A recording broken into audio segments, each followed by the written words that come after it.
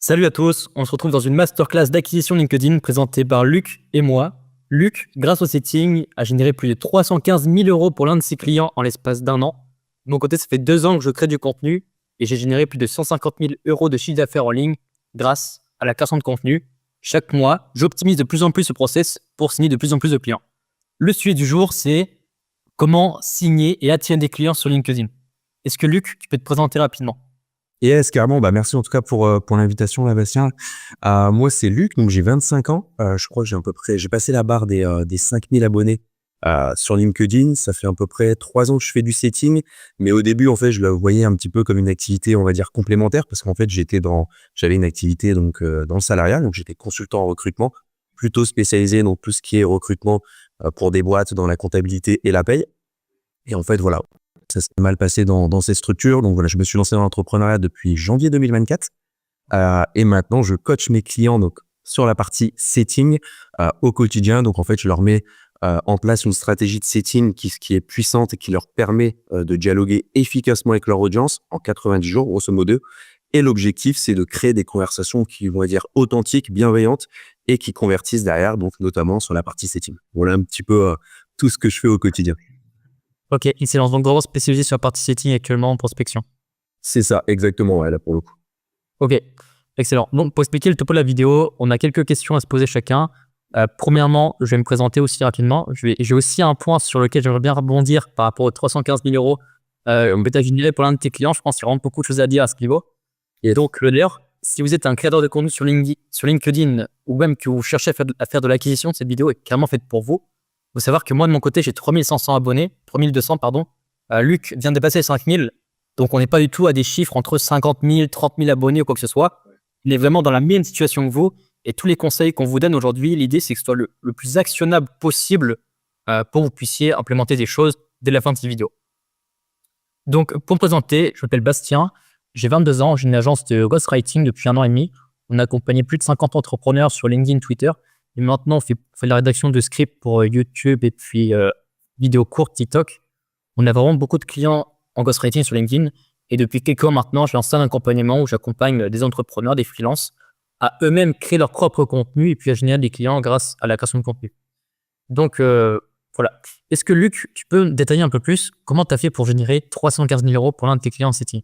Ouais, c'est vrai. Alors là, pour le coup, c'est vraiment seulement cette année parce que j'ai commencé à travailler avec lui à partir de mars 2024. Tu vois, donc ça fait 3 ans que je fais du setting. Donc j'ai travaillé avec pas mal d'infopreneurs comme Antoine Banco, Loïc Bourget, etc. et d'autres infopreneurs qui étaient plutôt sur Instagram au début et un petit peu sur LinkedIn. Et en fait, là, ça fait à peu près mars 2024. Lui, il est un business en ligne qui est plutôt spécialisé dans le monde de l'aérien. Donc tu vois, c'est vraiment hyper niché auquel lui, il accompagne les hôtesses de l'air, etc., à être bon en anglais et à intégrer une compagnie. Donc, c'est vraiment ça le but. Et moi, je l'aide quotidiennement donc, sur la partie setting. Donc, je suis vraiment dans l'opérationnel. J'ai fait récemment un post la semaine dernière auquel j'expliquais un petit peu les résultats que j'ai pu avoir et puis son business model et puis sa structure, c'est vraiment génial. Donc, lui, il fait uniquement du setting. Il fait pas du tout de prospection. La plupart de ses rendez-vous viennent du setting. Grosso modo, c'est 70%. Il y a un petit peu de publicité, bien évidemment, et un petit peu de VSL. Mais on va dire que 70% vient du setting aujourd'hui, en tout cas en termes de rendez-vous. Ok. Franchement, très bien. Félicitations. Il y a un truc important qui m'a attiré l'esprit et je pense qu'il aidait beaucoup, c'est quoi la différence entre prospection et setting? C'est des mots qui reviennent à chaque fois, qui reviennent de plus en plus quand on parle d'acquisition, même partout sur plein de créateurs. Est-ce que tu peux nous expliquer? Ouais, carrément. Alors souvent, on pose aussi souvent cette question en setting, etc., ou même par DM. En fait, moi, la prospection, je le vois comme identifier et acquérir des nouveaux clients. Donc, il y a déjà en fait cette logique-là à mettre en place. Donc, établir déjà un premier contact, que ce soit par message, que ce soit par des appels téléphoniques ou par du call call ou par des emails, pardon. Là, pour le coup, le setting, c'est vraiment une démarche, on va dire, totalement différente. Le but, c'est vraiment de créer un contexte qui est propice à l'échange. Dans un premier temps, c'est vraiment de connecter avec la personne et de savoir un petit peu où elle en est actuellement. Et c'est vraiment de générer, on va dire, un intérêt et une confiance avant de proposer un appel. Tu vois, la phase de setting, c'est beaucoup plus conséquent que la partie de prospection. Souvent, le setting, c'est création de contenu plus setting égale rendez-vous, etc. Donc, tu boostes ton business. La prospection, c'est totalement différent parce que en fait, tu es plutôt sur des leads froids dans un premier temps, alors que le setting, dès lors que tu mets en place toute la partie création de contenu, les leads consomment systématiquement, on va dire, tes contenus et derrière, il y a des sollicitations sur des likes, des commentaires, notamment sur LinkedIn. Donc, c'est vraiment les deux choses. Pour moi, c'est deux approches totalement différentes qui marchent aujourd'hui, mais c'est à prendre en compte en tout cas en fonction des différences. Ok, très pertinent. Voilà un petit peu la partie prospection et setting, parce que là, c'est vrai que c'est totalement différent par rapport à ça.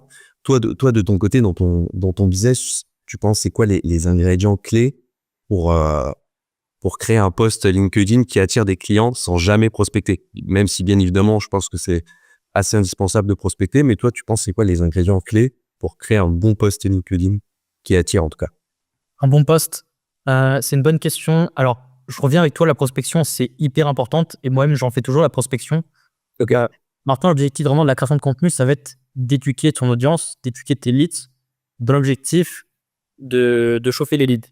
Parce qu'aujourd'hui, quand tu as des prospects qui viennent en appel avec toi, qui ont déjà consommé plusieurs fois tes posts, ton contenu, peu importe tes vidéos, déjà l'aspect closing est beaucoup plus facile, sous la confiance est déjà là en fait. C'est vrai. Notamment, ils reconnaissent ton expertise. Si tu fais des études de cas, que tu partages des témoignages, tes résultats clients, et c'est beaucoup plus fluide. Notamment en aspect closing, on le voit bien en fait, ceux qui achètent du high ticket, la plupart, ils ont fait des recherches d'abord sur l'entrepreneur, parce que tu dépenses pas 3500 € dans le vide. Forcément, si tu connais pas la personne, tu vas être un peu réticente. Donc forcément, si aujourd'hui tu as une offre à étiquette, que tu crées du contenu, déjà tu vas même pouvoir augmenter tes prix à ce niveau. Et maintenant, quels sont les ingrédients d'un bon post? Honnêtement, ça part toujours des principes premiers qui vont être connaître ta cible, comment tu t'adresses à ses émotions. Et ça, je le répète, parce que en fait, c'est vraiment que du copywriting. C'est même skills, compétences que tu vas avoir pour créer une page de vente, peu importe. Il faut t'adresser au profil émotionnel de la personne parce que c'est ce qui convertit. Les gens aujourd'hui, ils agissent dans l'émotion et se justifient par la raison.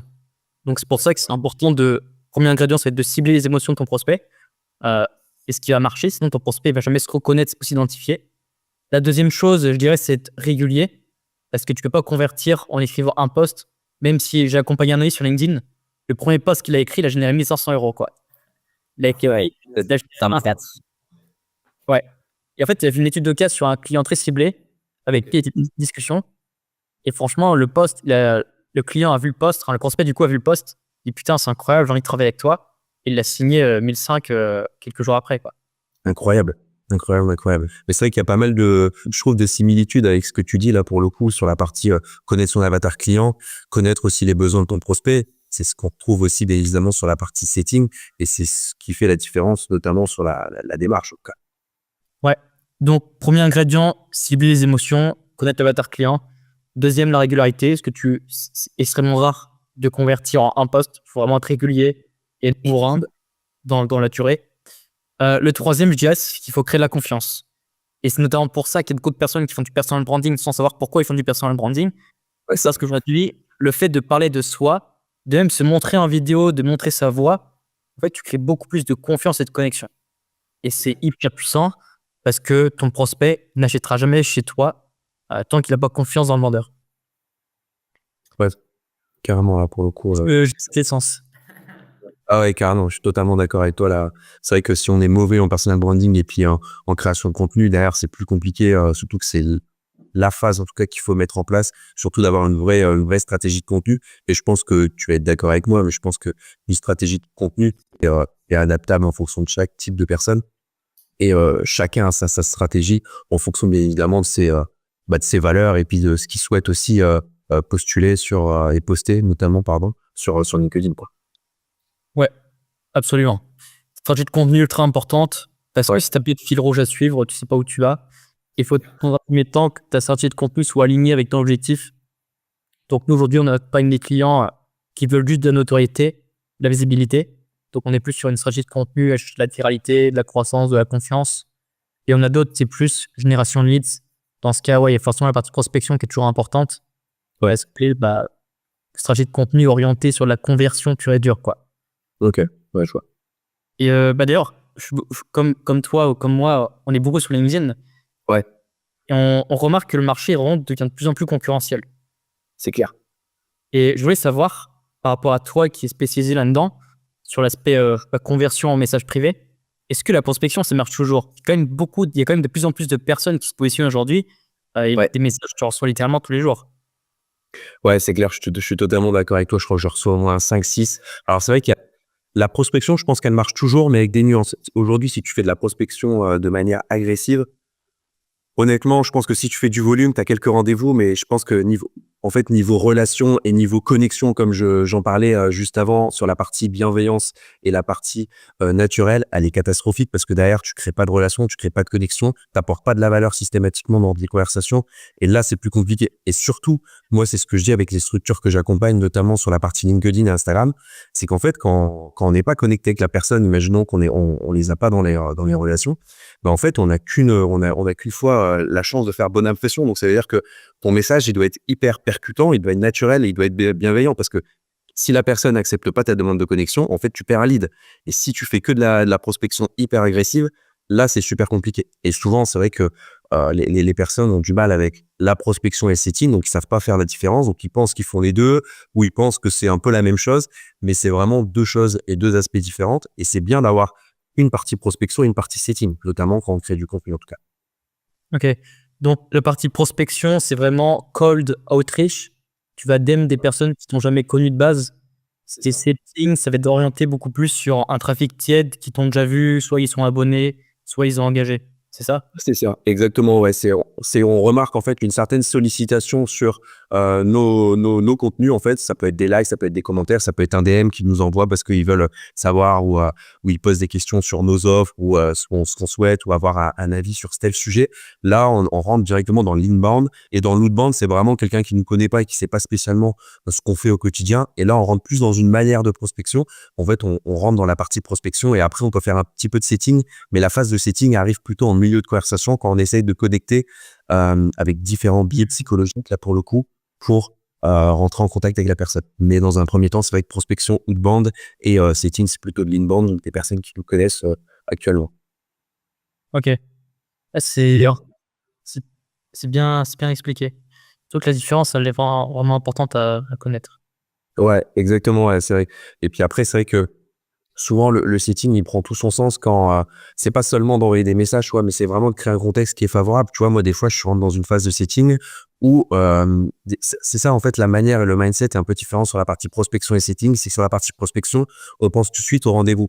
Moi, quand je rentre dans une phase de setting, le mindset, c'est totalement différent et c'est ce que j'inculque avec les personnes que j'accompagne, notamment sur cet aspect-là. C'est vraiment de créer une connexion qui va être naturelle et bienveillante et voir un peu si déjà la personne pourrait être intéressée par ce qu'on propose actuellement, si ça à l'instant dans des mois qui suivent, bien évidemment, et voir un petit peu comment je peux lui apporter de la valeur avec des actifs de valeur. Ça peut être un e-book, ça peut être une masterclass, ça peut être une vidéo ou un réel que j'ai fait sur Instagram. Le but, c'est vraiment de créer un contexte qui est pertinent et de lui apporter de la valeur en fonction de ses problématiques. Tu vois, des fois, je rentre dans une phase de setting où les gens n'ont pas spécialement on va dire, d'attente sur la partie setting, ils sont déjà accompagnés, etc. Moi, si je peux l'aider sur certains aspects ou sur les outils que j'utilise, etc., bah, je lui envoie un petit freebie sur cet aspect-là et au moins, je lui apporte de la valeur. Et si jamais, plus tard, il souhaite monter en compétence sur ces techniques de setting, là, derrière, au moins, j'aurais stimulé un petit peu le prospect, en tout cas. Ouais, tu peux l'accompagner après sur ton offre s'il est intéressé. Et C'est c'est ça. vrai. Ok. C'est exactement la même chose par rapport à ça.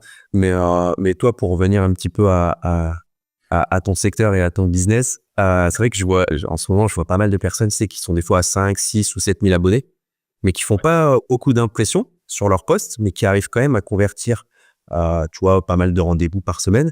Est-ce que tu penses que c'est une question de contenu, d'engagement, d'algorithme, ou est-ce que c'est le fait que peut-être qu'avant de se lancer en entrepreneuriat, ils avaient une base d'abonnés, mais qui répond pas spécialement aujourd'hui, on va dire, à leur avatar client et qui soit pas, il y a pas assez d'engagement sur leur contenu. Qu'est-ce que tu en penses par rapport à ça, toi? Alors, déjà, le premier point à expliquer, c'est que la base d'abonnés joue beaucoup. Ok. Aujourd'hui, il y a énormément de décideurs dans des startups, dans des multinationales, qui recueillent des freelances, des agences pour des problèmes spécifiques sur LinkedIn. LinkedIn, c'est un peu le premier réseau où tu vas penser recrutement dès que tu as un besoin particulier. Tu sais pas où t'adresser. Donc, tu payes sur des plateformes de freelance, mais il y en a aussi beaucoup qui vont chercher sur LinkedIn. La base d'abonnés joue beaucoup. Premièrement, imagine que tu cherches un spécialiste, je prends en SEO, tu vas taper tes mots-clés sur la barre de recherche, tu vas tomber sur des profils. Et après, comment tu tries les profils pour savoir qui est-ce que tu contactes en tant que recruteur? Ce sera le nombre d'abonnés, est-ce que le profil est stylé, agréable, est-ce que les posts sont pertinents? Donc le profil optimisé joue beaucoup dans la conversion. Après, quand tu as 5000 abonnés et que tu as beaucoup de rendez-vous, c'est dû à quoi? Alors, le nombre d'abonnés ne joue pas forcément, dans Non. le sens où aujourd'hui, je connais des profils qui ont 1500 abonnés et qui signent 2-3 clients tous les mois. Ok. Pourtant, ils font 30, 40 likes par post.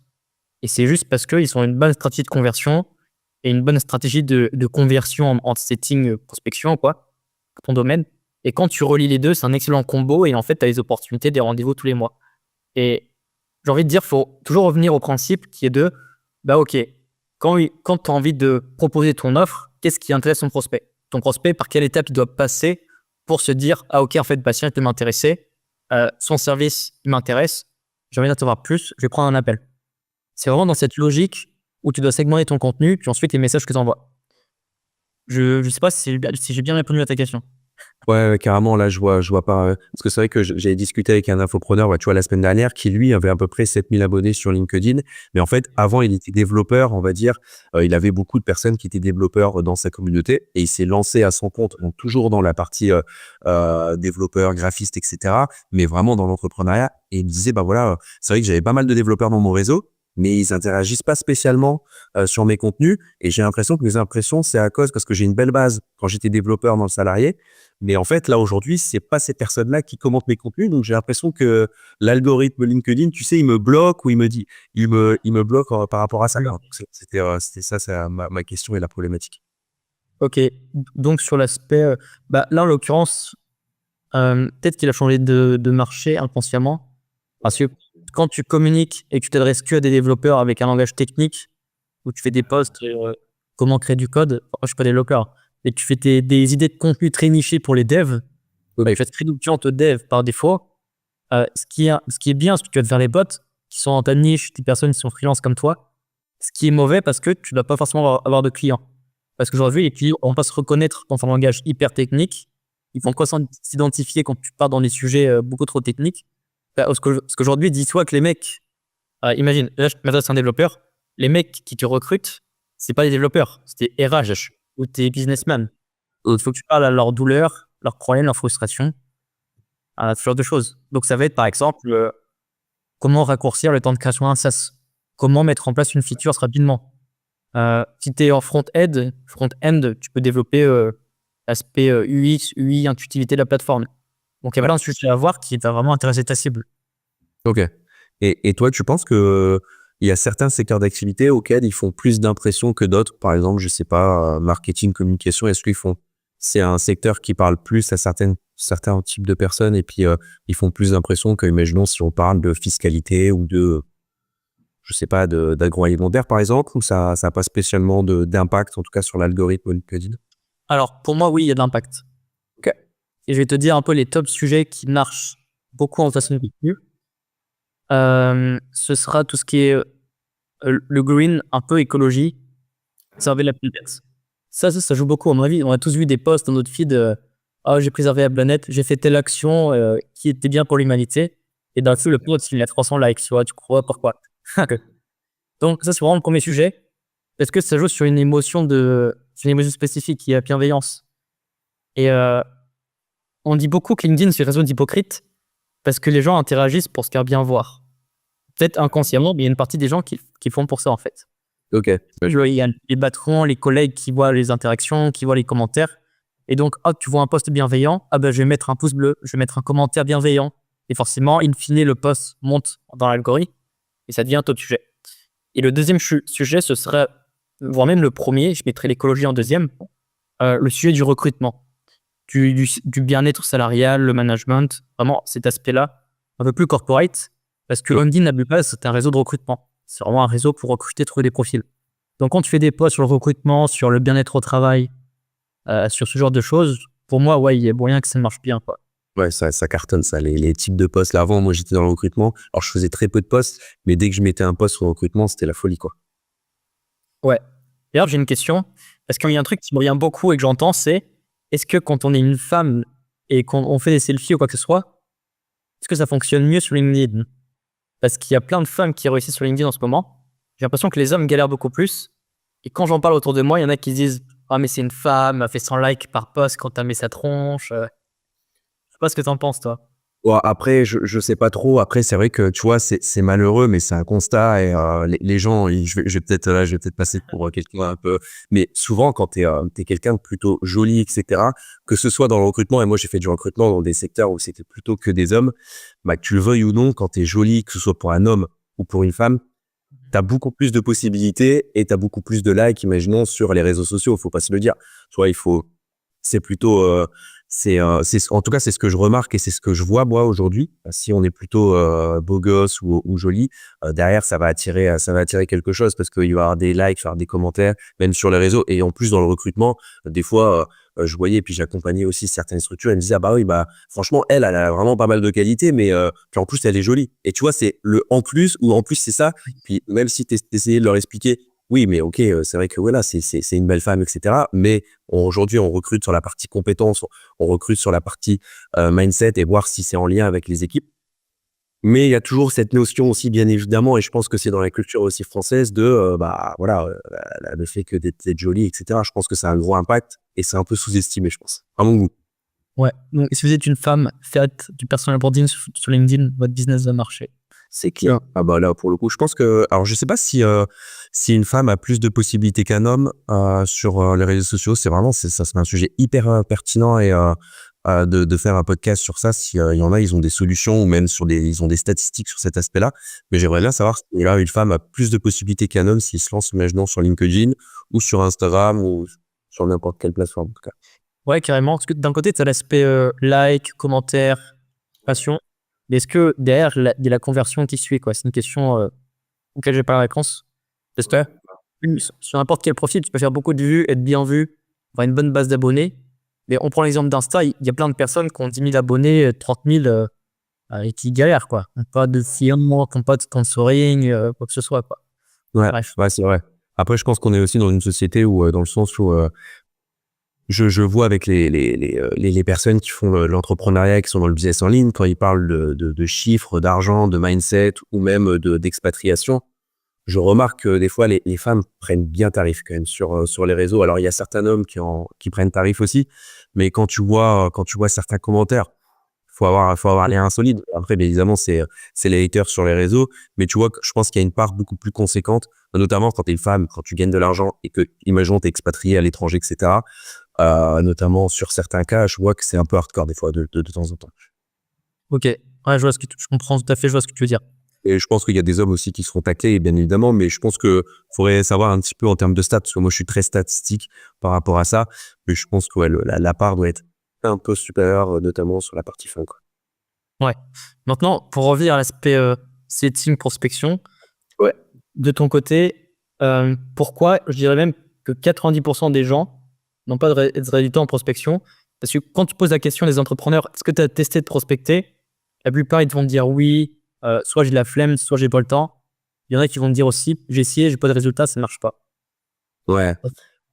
Honnêtement, 70%, c'est qu'ils n'ont pas de stratégie et pas de méthode. En fait, ils se contentent d'envoyer des messages standards sans comprendre en fait leur avatar client. En fait, ils connaissent pas leur avatar client. Ils me disent, bah voilà, moi, j'ai une solution, imaginons un logiciel qui permet d'accompagner les structures en BTP, je sais pas, notamment sur la TVA, imaginons, là, je pars en freestyle. Mais en fait, ils savent pas à qui ils s'adressent, ils savent pas s'ils visent les artisans, quel type d'artisan, quel type de structure, dans quelle niche, etc. Et souvent, ils connaissent pas spécialement leur avatar client, ils comprennent pas. Donc, tant qu'ils comprennent pas leur avatar client, ils comprennent pas leurs besoins et notamment leurs problèmes et surtout du prospect. Et souvent, ils envoient des messages, je pense que tu en as déjà reçu, mais voilà, je vais lancer un nouveau logiciel qui te permet de gagner, nanana. Ils t'envoient 5 liens pour te permettre d'utiliser leur logiciel. Ils te proposent tout en bas de la page de leur message de faire un call ensemble. Et là, c'est très compliqué, quoi. Et c'est pour ça qu'ils n'ont pas de résultats en prospection parce que déjà, il n'y a pas de personnalisation. Ils comprennent pas les besoins de leurs prospects. Ils connaissent pas leur avatar client. Il n'y a pas de relation et surtout, ils n'arrivent pas à connecter, quoi. Là, on voit qu'il y a surtout pas de valeur ajoutée qui est apportée dans la conversation. Tu vois, il y a pas d'actif de valeur, il y a pas d'e-book, il y a pas de masterclass, il y a pas de choses qui apportent de la valeur par rapport à une autre personne qui lancerait le même logiciel que toi. Et c'est souvent ce qui revient le plus souvent. La plupart du temps, les gens n'ont pas spécialement de méthode ou stratégie. Bon, ça vaut. Ouais, ça fait écho. De mon côté, j'ai reçu plusieurs fois ce message. Et ça, j'en ai même reçu en plus. Donc, je sais pas ce que ça fait là. Et vu que je suis expatrié à Sofia, en Bulgarie, peut-être que je reçois des messages vulgaires ou j'en sais rien. Mais Ah ouais, ça doit être chiant. Je pense que toi, tu dois être spammé de. Et c'est des messages en bulgare ou traduits en français? bah, le bulgare utilise le cyrillique, donc c'est l'alphabet russe. L'alphabet des Russes, ouais. Ok. Ok. Ouais, ça doit être chiant. À mon avis, tu peux en avoir pas mal par jour. En vrai, non, pas tant que ça. J'en reçois juste quelques-uns de temps en temps. Mais pour rebondir sur ta réponse, euh, sur les entrepreneurs qui font les efforts de pas envoyer un pavé dégueulasse, mais qui essayent d'envoyer un bon message, euh, qu'est-ce qu'un premier bon message d'accroche, icebreaker de prospection? De prospection? Ouais. En fait, il y a 2 types. En fait, tu peux très bien faire un type de message, style, bah, voilà, tu apportes directement de la valeur avec une vidéo Loom qui présente un petit peu ton outil. Ça marche plutôt pas mal et c'est un message de prospection qui convertit plutôt bien. Alors, bien évidemment, il y a un peu de dégâts parce que ça, on peut pas avoir 100% de conversion, mais ça marche plutôt pas mal. Ou la première phrase, c'est vraiment de connecter avec la personne sur un élément, que tu peux voir, on va dire, sur son profil. Alors, ce que je dis, c'est que souvent, on voit des éléments où on reprend un élément sur la bio LinkedIn. Le mieux, c'est reprendre des éléments, notamment sur la vie personnelle de la personne pour vraiment connecter, on va dire, humainement dans un premier temps. Et après, connaître un petit peu son offre, son positionnement. Après, derrière, un petit peu connaître son avatar client et ses problématiques au quotidien. Et après, lui apporter de la valeur. Moi, c'est ce que je fais quotidiennement. C'est que j'essaie de connecter avec un aspect humain de la personne. Après, je lui demande un petit peu, voilà, comment ça se passe un peu ses offres, comment ça se passe en ce moment. Tu vois, là, typiquement, en ce moment, je demande, bah, comment ça se passe de ton côté. J'imagine que c'est chargé pour la fin d'année, tu vois. Donc, j'essaie de connecter avec la personne sur ses problématiques. Et après, derrière, j'essaie de lui apporter de la valeur et surtout voir si potentiellement elle a des problématiques, si ça correspond bien évidemment avec ce que je peux lui apporter par rapport à ça. Mais il y a certaines personnes, par exemple, auxquelles ça fait 2, 3 semaines que je discute avec eux. Il y a certaines personnes, en 2 jours, je propose un call. Mais ça va vraiment dépendre. Le setting, c'est beaucoup de l'intuition, en fait. Mais souvent, le premier message, il faut systématiquement connecter avec un aspect humain de la personne. C'est obligatoire. Et notamment sur la partie prospection, tu as 2 phases. Soit tu fais ça, soit tu fais la partie où tu apportes directement de la valeur. Euh, mais bien évidemment, tu auras beaucoup moins de réponses. Mais les prospects seront directement stimulés, on va dire. Ouais, je pense que cette partie connecter humainement est très sous-estimée. Ouais. Et pour moi, c'est la plus grosse erreur que tous les entrepreneurs qui prospectent correctement font. Et je pense que c'est une que je fais encore actuellement par rapport à mes équipes qui prospectent aussi. C'est qu'on cherche pas à connecter et qu'on est trop dans le ah, je veux un call, je te pose des questions et ce genre de choses. Ouais, c'est exactement là ce que tu dis là pour le coup. Et puis c'est vrai que on vient souvent sur la partie prospection que tu vois, comme je te dis, quand on parle de prospection, on parle de rendez-vous, on parle de négociation et surtout de closer derrière. Tu vois, c'est vraiment axé sur la vente. Mais bon, la vente, quand tu regardes tous ceux qui parlent de vente un petit peu sur les réseaux, c'est vraiment de comprendre les besoins de ton prospect, de savoir connecter avec lui, bien évidemment de parler différentes choses, mais surtout de lui apporter de la valeur. Tu vois, moi, je vais pas acheter une voiture si la personne ne m'apporte pas de valeur et elle m'explique pas bien, tu vois, la voiture et elle s'y connaît pas du tout en automobile. Je vais lui dire, bon, bah, ok, c'est bien, la voiture, elle est belle, j'ai peut-être les moyens de me l'acheter. Mais aujourd'hui, si tu n'arrives pas bien à me l'expliquer et de m'expliquer un petit peu tous les réglages, etc., et que quand tu regardes un petit peu les techniques un peu de négociation, quand tu vas dans une concession automobile, il parle beaucoup de toi, qu'est-ce que tu as envie, et après, derrière, alors là, c'est vraiment un peu différent sur cet aspect-là, mais c'est hyper important de connecter avec la personne. Et moi, c'est ce que je dis souvent, c'est qu'en fait, les personnes, souvent, ils envoient, ils font des campagnes de 1000 messages par jour avec des messages de prospection. Vaut mieux viser la qualité que la quantité. Et même si tu envoies que 15 messages par jour, c'est déjà énorme juste sur la partie prospection. Et si tu te fais de l'inbound à côté, moi, c'est ce que je conseille. Souvent, je conseille entre 20, 25 connexions par jour. Ils me disent, ouais, mais c'est pas beaucoup, je vais pas avoir beaucoup de rendez-vous.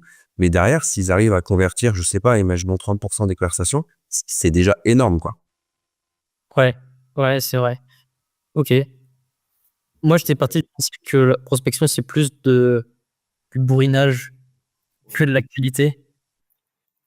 Ouais, en fait, en fait, ça marche très bien dans des secteurs style, tu vois, BTP, agroalimentaire, où c'est des secteurs où ils savent pas spécialement ce que c'est et le setting n'a pas sa place dans ce secteur-là où c'est possible, mais c'est moins pertinent. En tout cas, aujourd'hui, si tu crées du contenu, tu es dans le business en ligne, tu vends un accompagnement, un service ou même du coaching et que tu fais pas de setting et que tu n'arrives pas à connecter avec la personne, honnêtement, tu rates déjà beaucoup de choses et surtout, tu te grilles et tu perds des leads quotidiennement, en tout cas. Ouais. Non, franchement, c'est hyper pertinent. Aller chercher à connecter avec des éléments personnels, ouais. Ouais, c'est vraiment le plus important. Alors c'est vrai que c'est long à faire, il faut avoir un peu de temps. Souvent, quand j'accompagne un petit peu les structures, je dis de faire plusieurs sessions en fait de setting par jour, 30 minutes imaginons le matin, 30 minutes pour répondre entre midi et 2, 30 minutes le soir, et vraiment de connecter avec la personne sur des éléments et surtout de personnaliser ses messages. Parce que en fait, souvent, ce qu'on recherche, c'est avoir un outil qui automatise, envoyer des messages de prospection à 1000 personnes, et puis après, on récupère les conversations, puis s'il répond, là, on commence une démarche, on va dire un peu de setting, même si c'est pas spécialement du setting, on commence à créer une conversation. Mais en fait, c'est super compliqué, quoi. Mmh. Donc après, voilà, à voir en fonction des différents types. Moi, je vous conseille plutôt le setting si vous créez du contenu. Après, la prospection marche toujours et c'est toujours viable dans certains secteurs d'activité, en tout cas. Et toi, de ton côté, comment t'optimises un petit peu tes posts en fonction de l'algorithme? C'est quoi un petit peu tu penses les tendances là sur LinkedIn? Parce qu'on voit beaucoup de choses, on voit beaucoup de gens qui disent, bah voilà, l'algorithme, il a complètement changé depuis que la publicité est arrivée. Comment tu vois un petit peu les choses, toi, de ton côté? Alors, ça fonctionne toujours. Euh, Même si, en l'occurrence, c'est vrai que l'algorithme a resserré un peu les vis. Même les gros créateurs le disent, hein, ils le voient. Il y a des créateurs qui ont fait 2 fois moins d'impressions cette année que l'année dernière. Ok. Pourtant, ils sont dans les top créateurs, plus de 6 chiffres en abonnés, mais eux, ils sont aux US. Alors, comment j'optimise mes posts? Alors, premièrement, avant de penser algorithme, je pense toujours psychologie humaine. Parce que dis-toi que l'algorithme est basé sur la psychologie humaine. Ok. Donc, il est, en fait, l'algorithme, peu importe les algos, en fait, on pense sur TikTok ou d'Instagram, ils sont basés pour procurer la dopamine et répondre à ce que préfère l'utilisateur. Ok. Donc, tes posts soient cohérents avec quels sont les sujets, les idées, les angles que tu utilises, que va préférer ton potentiel utilisateur, ton potentiel lecteur. Donc, entre guillemets, l'algorithme, on s'en fout parce que c'est vraiment secondaire, mais on doit d'abord penser, c'est qui le lit, comment il pense, comment il réfléchit. C'est beaucoup de copywriting et de psychologie humaine. Ouais. Je pense que c'est vraiment que de la psychologie humaine. Quand tu fais la création de contenu, c'est vraiment que de la psychologie humaine. Mais honnêtement, avec les bonnes méthodes, ça marche toujours. J'ai signé un client en ghostwriting il y a quelques semaines. On l'a lancé cette semaine, il y a à peu près 10 jours. Les posts qu'il écrivait seul de son côté, il faisait entre 100 vues et 200 vues. Là, en une semaine, on a dû faire 13 000 vues, quoi. 15 000 vues. Ok. Ouais, ça résultat. Ouais, avec 3 posts par semaine. Ok. On a fait un premier post à 6 000, je crois qu'on doit être autour des 10 000, pardon. 10 000 vues en une semaine. On a fait un premier post, le deuxième post qu'on a écrit a fait 6 000 vues. Le premier a dû faire 600 vues et l'autre a fait 6 500 vues. Il est dans quelle niche, lui, de son côté, si tu veux? Il est dans la finance. Ok, marche. Et puis, les sujets qui ont le mieux marché chez lui, c'est du personal branding. Ah ouais, c'est pour ça que j'allais te poser la question là pour le coup sur la partie storytelling, etc. Moi, en tout cas, c'est ce que je remarque, c'est que j'ai beaucoup plus d'impression, en tout cas, sur la partie storytelling que sur la partie valeur. Même si je pense que c'est deux choses différentes et il faut cumuler les deux. Mais c'est vrai que je vois vraiment une différence quand tu parles de toi et de ta vie en général, quoi. Ouais, bah absolument. Et c'est hyper important parce que comme je le disais avant, les gens doivent d'abord avoir confiance en toi avant d'avoir confiance en ton expertise ou en ton offre. Donc forcément, le personal branding est primordial pour convertir. Ouais. Et apporter la valeur fonctionne. En fait, apporter de la valeur, déjà, tu t'adresses pas à tout le monde, tu t'adresses que à ta cible. Et l'objectif d'apporter de la valeur, bah, souvent, c'est un objectif secondaire de convertir ou soit d'être reconnu pour ton expertise. Donc, de te positionner en tant que leader sur ton marché ou ce genre de choses. Donc, à chaque type de contenu, un objectif spécifique. Aujourd'hui, tu vas pas apporter de valeur si ton objectif, c'est juste d'être viral et d'avoir des abonnés, quoi. Ouais, c'est clair. C'est vrai que c'est pas la même, la bonne logique, en tout cas, si ça c'est le but, quoi. C'est ça. D'où le fait d'avoir une bonne stratégie de contenu ficelée par rapport à ton objectif qui soit aligné avec toi. Ok. Et qu'est-ce que tu penses, toi, des vidéos là sur le format vidéo qui est sur LinkedIn? Tu penses que c'est viable? Tu penses que ça va être optimiser sur le long terme, ou est-ce que tu penses que les tendances vont un peu changer sur la partie LinkedIn? C'est une bonne question. Aujourd'hui, on voit bien hein, tous les réseaux commencent à faire de la vidéo. Ouais. Et d'ailleurs, le réseau social qui convertit le plus, c'est Instagram, je crois. Ok, ça marche. Instagram. Je convertis plus que LinkedIn. Après, ça dépend de votre niche, de votre domaine, évidemment. Alors, il n'y a pas tout le monde sur Insta. Il y a des choses qui se vendent beaucoup plus sur LinkedIn que sur Insta. Mais apparemment, Insta est vraiment le meilleur réseau social. Alors pour moi, oui, la vidéo a sa place. Est-ce que ça fonctionne? Oui, ça fonctionne. Sinon, il n'y aurait pas autant de vidéos sur LinkedIn déjà en quelques semaines. On a fait aussi des tests avec quelques clients qui étaient déjà présents sur la vidéo et qu'on accompagne toujours en création de contenu. Ouais. On a testé de publier des vidéos vidéos TikTok, hein, des formats Reels, très simples, 1 minute 30. Ils parlent avec un micro en studio, truc très, très bien. Les 6 premières vidéos qu'on a partagées pour un client ont fait 1500 vues, ce qui n'est pas terrible, parce qu'il a 7000 abonnés. Ouais. Mais par contre, la 7e vidéo a fait 100 000 vues. Ah ouais, la vache. Putain. Oh, le contraste, comment ça se fait? Franchement, on ne sait pas. Punaise. Pour moi, en fait, on a parlé d'immobilier avec un angle un peu mainstream, avec une petite touche d'émotion dedans. Ok. Et vu que c'est un sujet qui parle à tout le monde et qui a un angle assez émotionnel, pour moi, c'est la recette qui a fait que ça marchait. Ok, ça marche plus. Ouais, Ça fait tout le monde et ça impacte émotionnellement tout le monde à la fois. ok. Ah, le contraste entre 1500 impressions et 100 000, il est énorme. Ouais. Bah, on a essayé avec un autre client et pour l'instant, on a pu être 2 vidéos et ça n'a pas marché, tu vois. Ok, ça marche. Ouais, parce que j'ai vu qu'il y en a, ils font des challenges aussi où pendant 30 jours, ils font 30 vidéos, tu sais. Et à voir, ça marche plutôt bien. Je sais pas ce que ça donne, tu vois. C'est vrai que c'est en fonction des niches et puis c'est peut-être pas adapté pour tout le monde. Mais après, c'est à voir, quoi, et à tester. Moi, je recommande de faire la vidéo. Juste parce que c'est un bon exercice. Si ce n'est pour soi, pour ses compétences, le fait de se montrer encore plus éloquent. Ouais. Moi, je sais que ça m'a aidé de faire un peu de vidéo. J'en faisais sur Twitter à l'époque, les vidéos facecam. Une fois par semaine, je parlais d'un sujet ou de comment j'avançais. C'était marrant et en fait, tu sors de ta zone de confort. Ouais, c'est vrai. Ouais, t'as raison. Parce que c'est vrai que moi,